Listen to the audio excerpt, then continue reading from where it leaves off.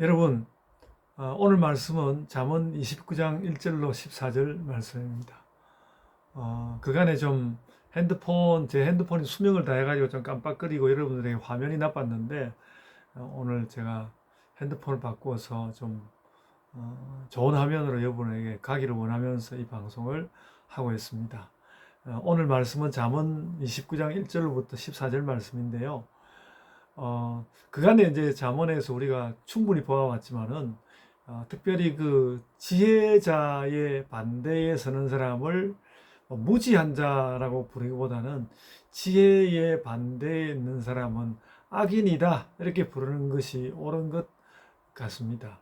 사실은 뭐 무지가 매우 나쁜 거긴 하지만 무지는 아주 의도적으로 악을 행할 자세는 없는데, 지혜를 갖지 못한 자는 자꾸 의도적으로 악을 행하려고 하는 그런 특성이 있기 때문에 지혜자의 반대가 적어도 자문에 있어서는 악인이다 이렇게 말할 수 있고요. 그래서 오늘 본문도 지혜자와 악인의 대조가 매우 두드러지게 나타납니다. 대표적으로 예를 들어서 제일 이제 시작하자마자 있는 본문으로 2절을 보면, 의인이 많아지면 백성이 즐거워하고 악인이 권세를 잡으면 백성이 단식하느니라 그렇게 말씀했습니다.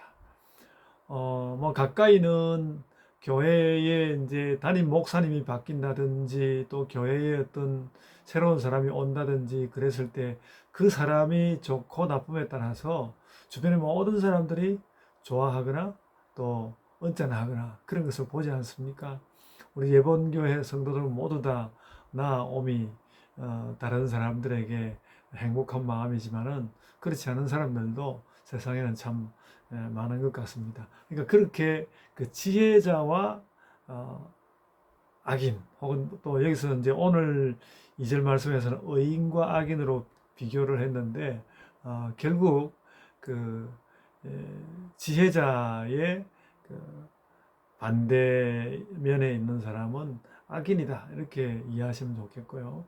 그래서 늘 이제 악인과 지혜자가 서로 이렇게 마주서서 다툼을 하게 되어 있는데, 뭐 다툼을 안 할 수도 있죠. 서로 하여간 서로 대조되게 되어 있는데요.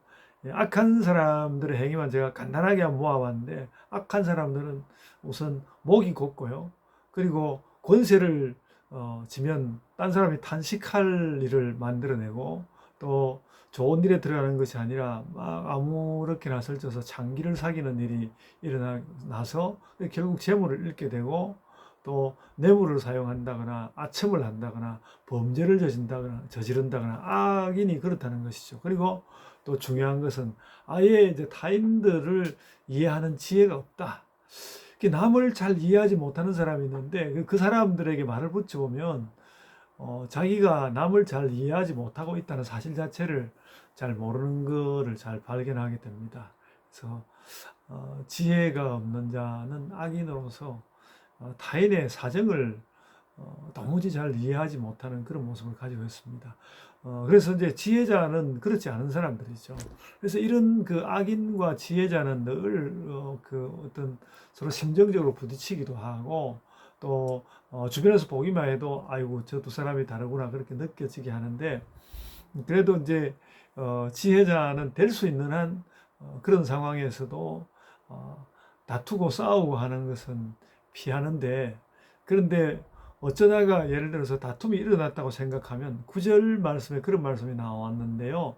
지혜로운 자와 미련한 자가 다투면 지혜로운 자가 노하든지 웃든지 그 다툼은 그침이 없느니라. 그러니까 한번 그 다툼이 일어나면 지혜자가 뭐 노했든지 혹은 웃어지든지 간에 자꾸 다툼이 그침이 없다는 것입니다. 그래서 다투지 않는 것이 중요하고, 어, 그리고 이제 자녀들이나 가까운 사람에게는 알맞은 말로 잘 이제 서로 좋은 방향을 향해서 나아가야 하겠지만은, 어떤 면에서는 그냥 그 미련한 자가 나왔을 때 그것을 다투어서 바로잡겠다고 하기보다는 내가 지혜로운 사람으로서 그런 미련함을 좀 누그러뜨릴 수 있다면 좀 누그러뜨리는 정도로 족하게 생각하고 될 수 있으면 다투지는 말아야 하겠고요. 다툼이 일어나면 다툼이 끝이 없을 거다라고 이야기를 하고 있습니다. 그래도 이제 그런 면에서 어, 지혜로운 자가 어떤가 하면 그 다툼이 일어났을 때에도 미련한 자는 자꾸 자기의 것을 끝까지 고집하려고 하는 반면에 오히려 지혜로운 자가 자신의 고집을 끊는다. 그래서 그 11절에 보면 지혜로운 자는 그걸 다 억제한다고 이렇게 말씀을 했습니다. 미련한 자는 폭발시키고. 그래서 여러분 어디에서 무슨 일이 있어도 나의 감정을 폭발시키는 일은 없으면 좋겠습니다. 그러니까 우리는 열정은 마음 가운데 막 깊이 가지고 또 피할 수 없이 공적인 어떤 다툼이 일어나는 자리에서 아주 완강하게 우리의 입장을 지킨다 할지라도 공연히 사적으로 감정을 폭발시키는 일은 스스로 미련한 자가 되는 일이니까 그 일은 삼가는 것이 옳은 일이다. 그렇게 생각이 됩니다. 그래서 이제 최종 오늘 이 잠언 29장 1절로 14절 이 마지막 부분, 그러니까 13절과 14절 부분에는 결국 이제 그런 것들이 막 그 의인도 다툼을 일으키고 싶고 그래가지고 어찌할 줄을 모르고 막상 다툼이 일어나면 의인이 이런 노력 저런 노력을 해봐도 다툼이 끝이 없고 정말 악한 사람들은 그냥 칼로 찔러버리죠. 그러니까 그 어떻게 할 수가 없고요.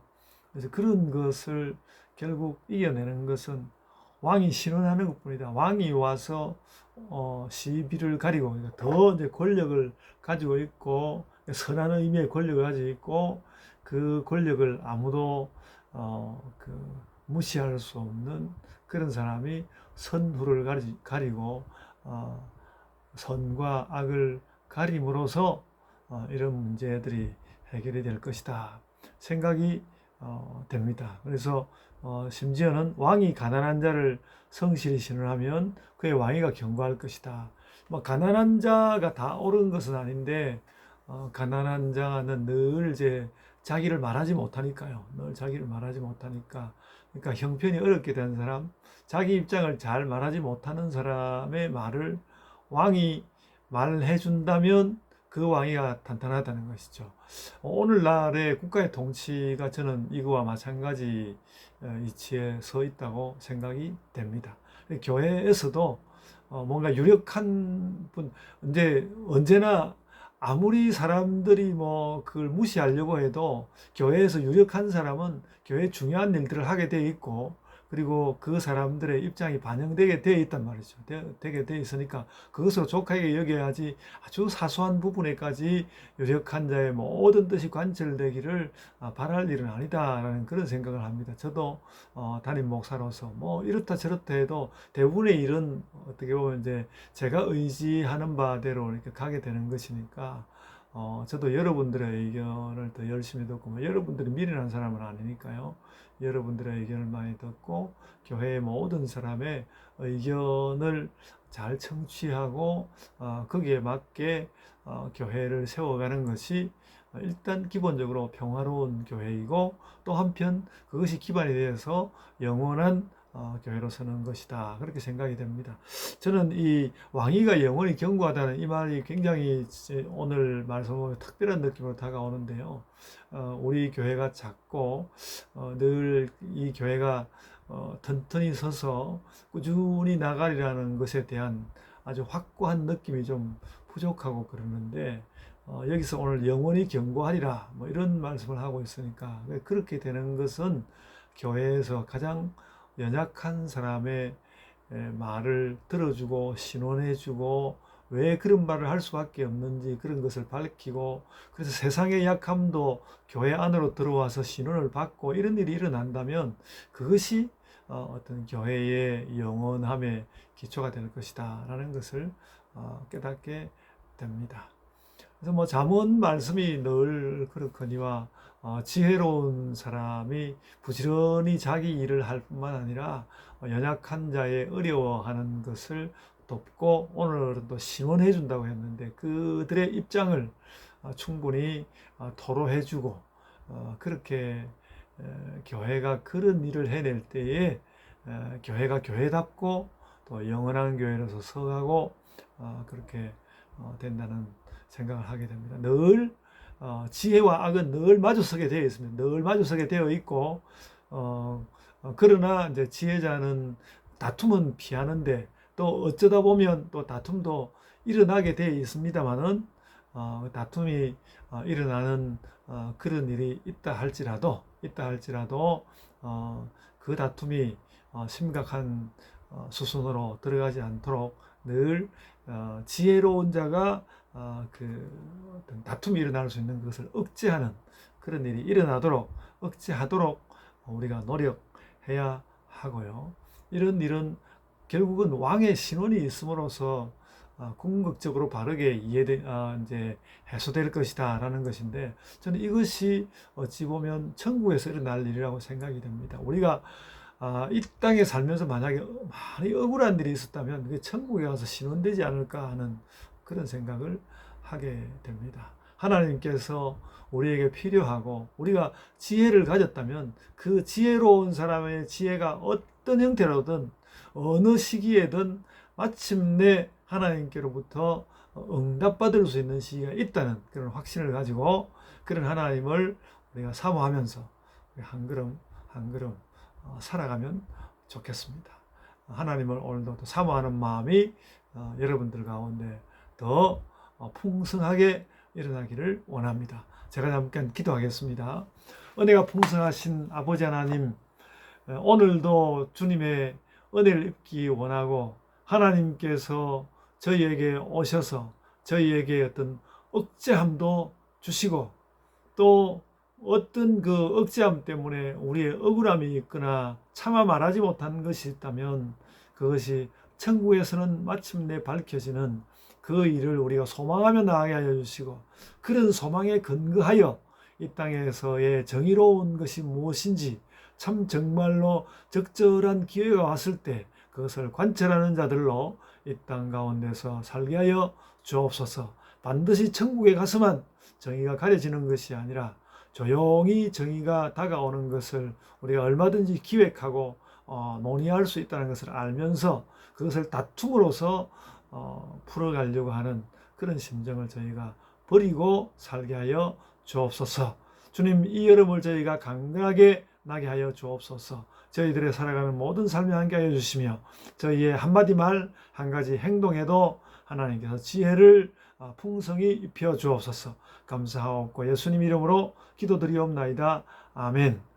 하늘에 계신 우리 아버지여, 이름이 거룩히 여김을 받으시오며 나라가 임하옵시며 뜻이 하늘에서 이룬 것 같이 땅에서도 이루어지이다. 오늘날 우리에게 일용할 양식을 주옵시고 우리가 우리에게 죄 지은 자를 사하여 준 것 같이 우리 죄를 사하여 주옵시고 우리를 시험에 들게 하지 마옵시고 다만 악에서 구하옵소서. 나라와 권세와 영광이 아버지께 영원히 있사옵나이다. 아멘. 여러분, 우리가 지혜자가 되는 것이 때로는 악한 자들에게 부딪혀서 답답해서 견딜 수 없게 되는 날도 있겠지만 그러나 늘 그런 것을 넘어서 하나님께서 우리의 답답함을 다 풀어주는 날이 마침내 온다는 확신을 가지고 그래서 그런 확신 속에서 지혜를 가지고 우리의 삶을 살아갑시다. 그럼 하나님께서 또 우리의 삶 가운데 어디서 오는지 모르는 신비한 기쁨들도 충분히 우리들에게 주실 거라고 믿습니다. 오늘도 그런 믿음을 안고 기도하시고 또 삶을 사시기를 바랍니다. 아멘.